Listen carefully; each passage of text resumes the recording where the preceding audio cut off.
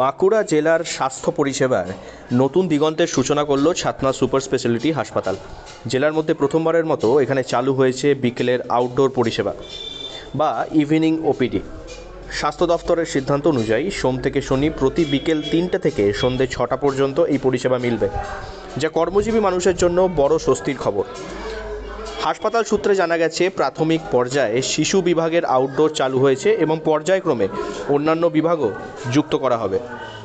হাসপাতালের super doctor Buddhadeb Murmu জানান, সকালবেলা কাজের চাপে অনেক শ্রমিক, দিনমজুর বা চাষি হাসপাতালে আসতে পারেন না।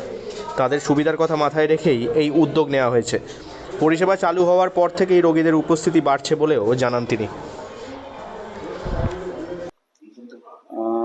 মূলত এটা ইভিনিং আউটডোর, তো এটা রুগীদের অসুবিধার কথা ভেবে এটা ইভিনিং আউটডোরটা স্টার্ট করা হয়েছে আজ থেকে ছাতনা হসপিটালে।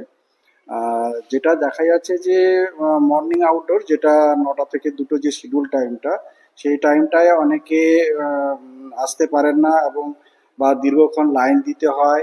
এটার জন্যই মূলত রুগী এবং রুগীর বাড়ির লোকজনের সুবিধার্থে এই ইভিনিং আউটডোরটা আজ থেকে।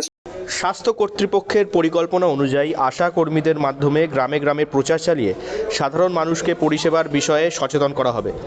এতে প্রত্যন্ত এলাকার মানুষও সহজে চিকিৎসা সুবিধা নিতে পারবেন বলে আশা করা হচ্ছে।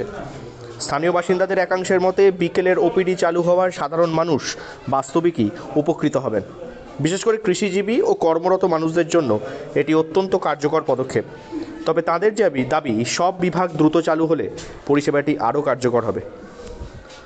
স্বাস্থ্য পরিষেবার পরিকাঠামো উন্নয়নের লক্ষ্যে এই উদ্যোগকে ইতিবাচক পদক্ষেপ হিসেবে দেখছেন বিশেষজ্ঞরাও। তাদের মতে, জেলার অন্যান্য হাসপাতালেও এই ব্যবস্থা চালু হলে সামগ্রিক চিকিৎসা ব্যবস্থার উপর চাপ কমবে ও রোগীরা সময় মতো চিকিৎসা পেতে কোনো অসুবিধা হবে না।